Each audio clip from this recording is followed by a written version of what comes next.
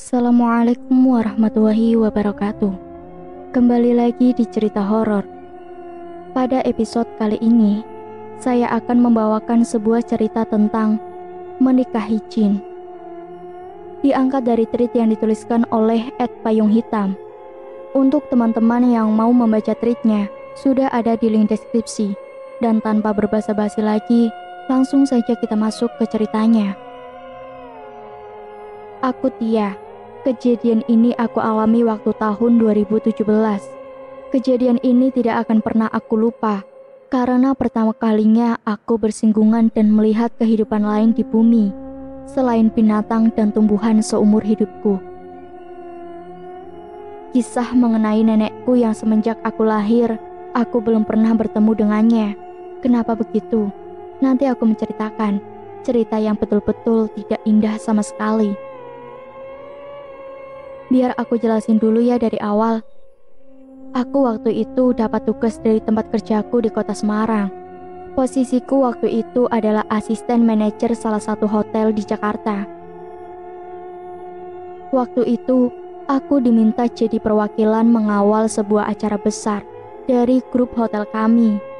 Jadi, grup hotel ini ada di seluruh Indonesia, salah satunya ada di Semarang. Nah, disitulah acara bakal diselenggarakan. Jadi aku dapat tugas yang di situ harus membawa banyak properti pribadi dan milik hotel yang ada di Jakarta.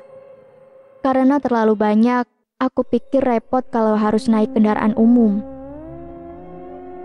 Akhirnya aku putuskan naik mobil pribadi yang aku setir dari Jakarta ke Semarang. Setelah fix dengan rapat dan menyiapkan berbagai hal yang harus dibawa, akhirnya aku berangkat dan sampai di lokasi acara di Semarang itu sore hari. Pas banget, karena aku bisa punya banyak waktu buat persiapan acara, istirahat, dan lain-lain. Karena besok baru dimulai acaranya. Singkat cerita, besoknya acara sudah berjalan. Dan di tengah acara, waktu kami istirahat, aku bertemu beberapa karyawan dari hotel itu yang juga lagi istirahat. Kami mengobrol-ngobrol dan ngomongin soal kota Semarang ini. Sampai aku bilang, aku sebetulnya orang sini, tapi aku nggak begitu jelas deh, kampungku masuknya Semarang apa bukan. Di situ langsung ada satu temanku, sebut saja namanya Rian. Dia ini nyautin dan seolah antusias. Bukan mbak, itu sudah masuk wilayah X. Sudah jauh dari Semarang. Aku orang sana juga loh mbak, kata Rian. Obrolan pun waktu itu semakin dalam soal desa itu. Sampai aku iseng tanya dengan Rian, yang pertanyaannya juga kupikir bakal sia-sia. Berarti kamu kenal nenekku ya? Namanya Nek Sengi, tahu nggak? Dengan ekspresi kaget, Rian bilang tahu soal Nek Sengi alias nenekku. Rian bilang nenekku adalah penjahit dan juga kesibukannya membantu orang sembuh dari penyakitnya seperti urut, kerikan, melahirkan, dan lain-lain. Maka dari itu, Rian dan keluarganya di kampung kenal Nek Sengi. Karena nenekku ini orang yang sering dimintai bantuannya oleh warga kampung. Ada terbesit di pikiranku waktu kita ngomongin Nek Sengi. Aku mau bertemu. Aku belum pernah melihat batang hidungnya semenjak aku lahir. Aku cuma tahu Nek Sengi dari cerita bapak dan ibuku. Rian, bagaimana kalau nanti selesai acara ini kita ke sana? Hitung-hitung kamu mau pulang kampung atau liburan kan? Mumpung aku bawa mobil nih. Ajak aku ke Rian. Waduh mbak, aku nggak bisa kalau besok. Aku shift malam, maaf ya mbak, kata Rian. Ya sudah, aku pun tidak memaksa. Aku langsung ambil keputusan buat fix ke sana sendirian, karena waktu liburku setelah acara itu cuma 2 hari. Aku harus memanfaatkan momen dengan baik. Pokoknya, di sana kamu tanya, Eyang Sengi rumahnya di mana ya? Karena di sana, nenekmu dipanggil Eyang Sengi. Kira-kira perjalanan 4 jam lah ke sana. Hati-hati mbak, kata Rian. Setelah acara, hari itu juga aku berangkat sendirian menuju desa tempat tinggal nenekku, yang ternyata cuma memakan waktu 2 jam lebih perjalanan dari kota Semarang. Tanpa aku tidak tahu lokasi pastinya. Alias, aku cuma mengandalkan bertanya dengan warga sekitar saja dan sedikit bantuan Google Maps dan beberapa petunjuk patokan dari Rian. Dalam perjalanan, aku juga sambil mampir beli beberapa oleh-oleh buat nenekku, seperti baju, makanan, dan segala macamnya. Beberapa kali juga aku dapat kendala karena akses menuju desa yang terbilang sulit masuk mobil. Tapi ya, syukurlah, akhirnya aku sampai. Setelah mau sampai, aku ditunjukkan oleh warga di mana rumah nenekku. Pertama, kulihat rumahnya asri dan rimbun. Pepohonan di depannya membuat suasana jadi adem, padahal aku masih terpaku di dalam mobil. Ditambah, desa ini terletak di pegunungan, jadi udaranya dingin, tapi tidak sampai menusuk. Ada 3 anak kecil yang menyapaku juga di pekarangan depan agak menyamping, yang di sana ada rumah besar. Kayaknya itu anak dari tetangga sebelah rumah nenek. Aku menyapa balik, sampai ada suara nenek tua bertanya, "Siapa ya?" dari ambang pintu sambil menatapku heran. Aku berdebar, bingung harus menjelaskannya seperti apa, karena pasti nenekku ini bingung sekali. Aku turun dari mobil dan memperkenalkan diri. Aku lihat dari raut wajah nenekku berkaca dan segera menyuruhku masuk ke rumah. Untuk pertama kalinya aku bertemu nenek kandungku. Segala macam jajanan pasar dan juga suguhan teh manis hangat yang nenekku buat cepat-cepat karena terlalu bersemangat menyambutku.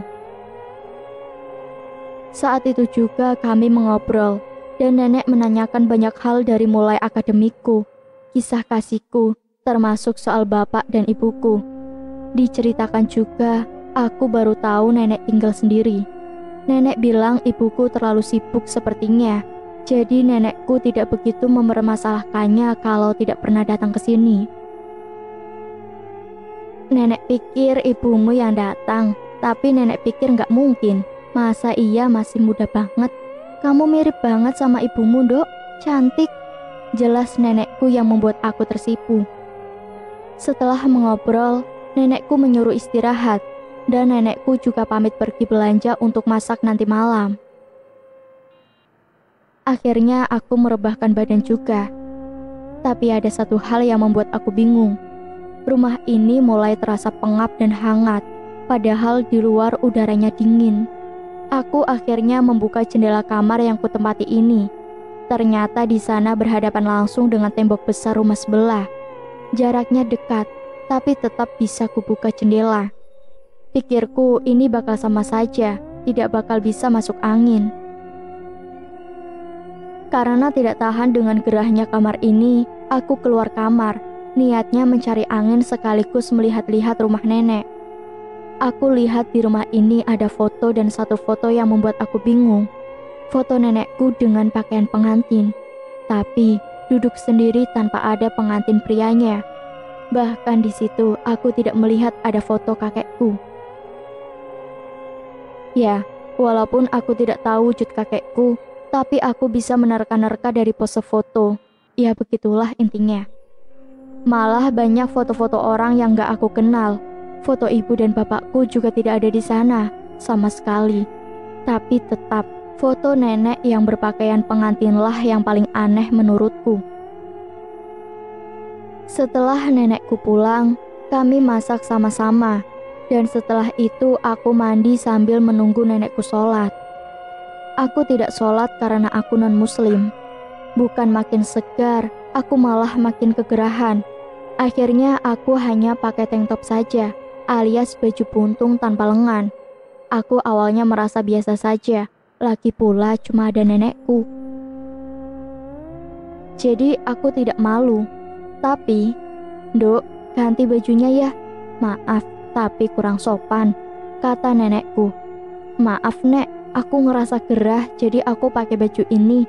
Aku ganti sekarang." Jelas aku merasa tidak enak. "Jelas kamu gerah, orang di sini ramai, makanya ganti. Malu loh kamu diliatin." Jelas nenekku yang bikin aku bingung juga terkejut. "Perasaan kita cuma berdua," kataku dalam hati. Mungkin nanti mau ada tamu. Jadi aku segera ganti baju dan balik lagi buat bantu nenek siapin makanan. Selesai ganti baju, aku siapkan segala makanan ke meja. Di situ juga aku bingung. Nenekku menyiapkan 3 piring yang diletakkan nasi. Sekarang aku berani bertanya, buat siapa satunya lagi? Kataku. Buat kakekmu, kata nenek. Aku pikir nenekku halu dan mengada-ngada, ya namanya orang tua. Karena setauku kakek sudah meninggal waktu aku belum lahir. Apa mungkin nenekku menikah lagi? Tapi aku tidak berani bertanya. Pertanyaan itu aku simpan kali ini. Di tengah makan malam, nenek juga membuka pembicaraan. Ini loh nduk kakekmu. Sambil menunjuk ke bangku kosong, tempat piring berisi nasi yang sudah dingin itu disuguhkan. Aku kaget dan bingung mau merespon seperti apa, karena aku memang tidak melihat siapapun. Karena aku terlihat heran, nenekku menjabarkan cerita bagaimana kakekku meninggal. Dulu tahun 92 kakekmu meninggal. Setelah kakek meninggal, nenek cuma berdua dengan ibumu. Lalu ibumu juga pergi hidup dengan pilihannya sendiri. Nenek tinggal sendiri. Setelah itu nenek berusaha menghidupkan kakek lagi. Setelah itu kakek kembali tinggal dengan nenek, nduk, kata nenekku dengan santainya. Aku masih tidak percaya dan mikir itu cuma bualannya karena nenek sudah tua dan kesepian. Tapi aku cuma mengangguk dan senyum menghargai saja. Selesai makan, aku dikejutkan lagi dengan perkataan nenek. Kamu mau lihat kakekmu, nduk? Aku sebetulnya takut dan betul-betul tidak percaya, tapi aku juga penasaran. Dengan spontan aku bilang, bagaimana caranya? Tapi Tia takut, kataku. Gak apa-apa, sini kamu, mereka itu baik. Mereka yang jaga nenek di sini, kata nenek sambil mendekatkan tubuhnya dan mendekap mataku, sambil merapal doa yang aku tidak paham artinya. Setelah dibuka dekapannya, aku terperanjat betul-betul kaget karena rumah ini sesak. Banyak sekali orang yang berlalu lalang melakukan aktivitasnya. Juga, nenekku memanggilku untuk melihat kakek yang duduk di sebelahnya. Yang sekali lagi aku terperanjat kaget. Kakek yang kulihat ini gak tua, tapi gak muda juga. Sekitar 40 tahunan umurnya. Aku pikir dia sudah setua nenekku, dan ada perasaan yang beda waktu aku melihat kakek. Orang ini gak asing. Betul, aku yakin orang ini pernah masuk ke dalam mimpiku. Bukan fisiknya yang kuingat. Aku pun lupa bagaimana mimpi itu terjadi. Tapi soal perasaan dari kehadirannya yang membuat aku hafal. Awalnya di mimpi itu aku pikir itu bapakku, tapi tidak mungkin, karena secara fisik berbeda. Kakekku memandangiku seolah bahagia, tersenyum tapi diam. Aku juga bahagia, sudah bisa melihat kakekku walaupun aku tidak tahu itu betul-betul jiwanya atau bukan. Selain itu juga, mataku menyisir ke penjuru rumah, melihat keadaan sekitar sambil terperangah kalau banyak sekali jiwa-jiwa mereka yang hidup berdampingan dengan kita. Pantas saja aku merasa gerah dari tadi. Aku melihat mereka semua juga tanpa rasa takut. Aku cuma bingung. Merekalah yang nemenin nenek selama nenek sendirian. Mereka bukan yang jahat. Mereka semua baik dan gak ngeganggu. Ya layaknya manusia saja, nduk. Ada yang baik dan jahat. Begitu juga mereka. Jelas nenekku yang setidaknya membuat aku sedikit tenang. Sudah, daripada kita di sini sumpek, kita ke pasar malam yuk, ajak nenekku. Rasanya aku senang sekali ditreat atau dianggap seperti anak kecil di hadapannya. Tapi tujuannya di sini bukan hanya untuk jajan.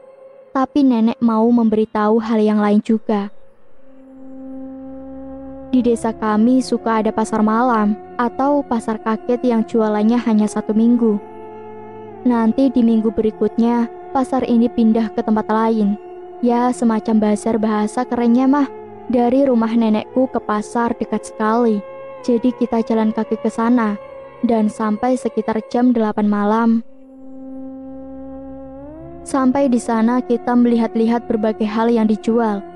Nenekku mau duduk dan sekedar mengajakku memperhatikan keramaian. Ada permainan anak-anak, orang jualan, ada pembeli dan penjual, ramai sekali. Di sini kalau kamu benar-benar perhatikan, gak semuanya dari mereka manusia kayak kita. Coba kamu amatin ibu-ibu yang sama anak kecilnya di tukang gulali. Jelas nenekku sambil menunjuk ke arah gerobak. Aku melihat ada ibu yang menggendeng anaknya sekitar umur 4 atau 5 tahun. Sedang asyik memilih gulali yang dijajakan pedagangnya. Normal, seperti manusia pada umumnya yang kulihat. Mari sini ikut nenek, ajak nenekku.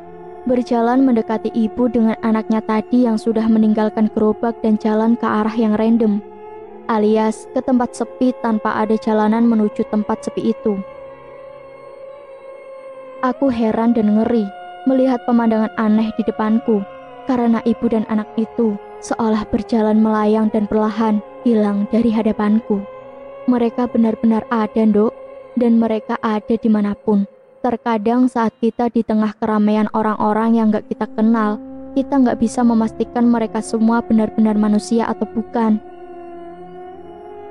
Tapi itu sebenarnya gak berbahaya dan gak ada yang perlu ditakutkan. Semua jin atau makhluk halus akan menghormati manusia jika mereka yang mendekat. Dan sebaliknya, jika kita yang mendekat, kita harus menghormati mereka. Karena mereka memang benar-benar ada, Nduk. Jelas nenekku yang sekarang aku paham. Sampai di rumah. Sebelum tidur, wajahku dan mataku diusap kembali oleh nenek sambil dirapalkan mantra. Maksudnya untuk menutup mata batinku yang tadi terbuka. Tapi sepengetahuanku, kalau sudah dibuka, walaupun ditutup lagi, aku jadi makin peka dengan dunia gaib.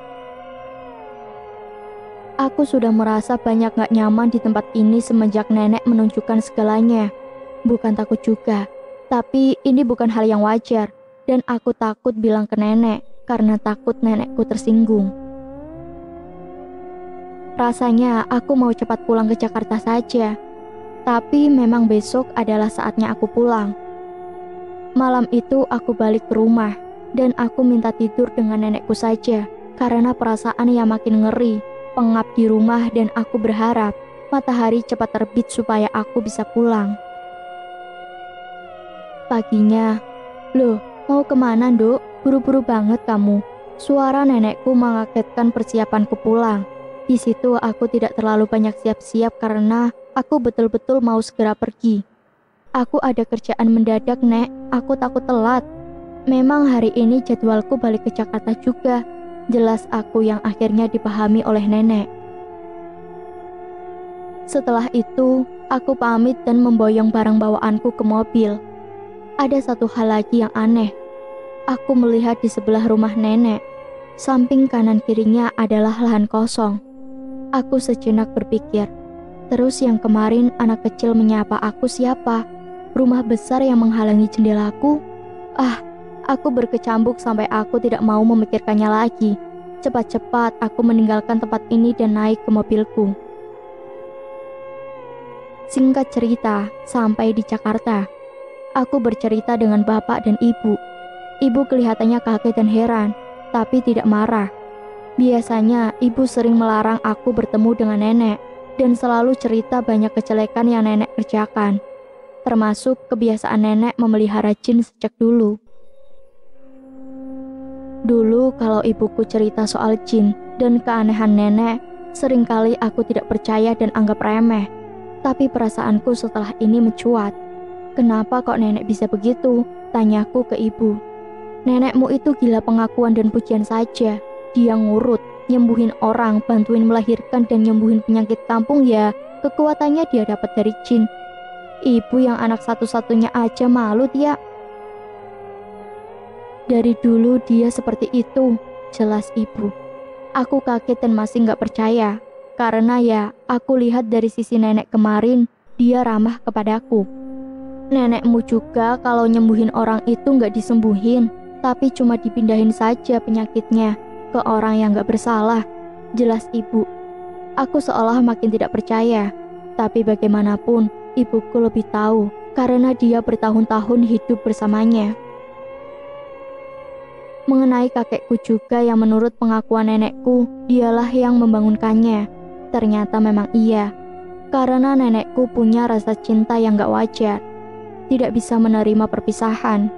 Padahal di setiap pertemuan, pasti ada perpisahan, apapun itu bentuknya. Tapi nenekku tidak siap. Ibuku bilang segala macam cara dilakukan nenek untuk menghidupkan kakek kembali. Tapi sia-sia semuanya. Akhirnya dengan penuh kesadaran, nenekku menikahi jin yang hanya menyerupai kakek. Jadi yang aku lihat kemarin, nyatanya bukan kakekku. Nenek seolah membohongi dirinya dan menanam sugesti di pikirannya bahwa itu adalah kakek. Jadi, foto-foto pernikahannya yang ia pajang bukanlah foto pernikahannya dengan kakek, melainkan dengan jin tersebut. Sebetulnya, ibuku pergi meninggalkan nenek dan memilih kehidupan tentram dengan bapakku bukan cuma karena itu. Bukan soal hal gaib yang nenekku anut. Bahkan itu bukan sesuatu alasan yang kuat. Tapi ada hal lain yang aku tidak bisa menceritakan di sini. Aku juga cerita ke ibu soal mimpiku yang selalu ditatangi laki-laki seumuran bapaknya, yang aku lihat juga di rumah nenek. Ternyata ibu juga menduga, itu memang sengaja nenekmu buat dan kirim jin itu ke mimpimu, karena supaya kamu terpanggil untuk menemui dia. Jelas ibuku yang kali ini membuat aku merinding hebat.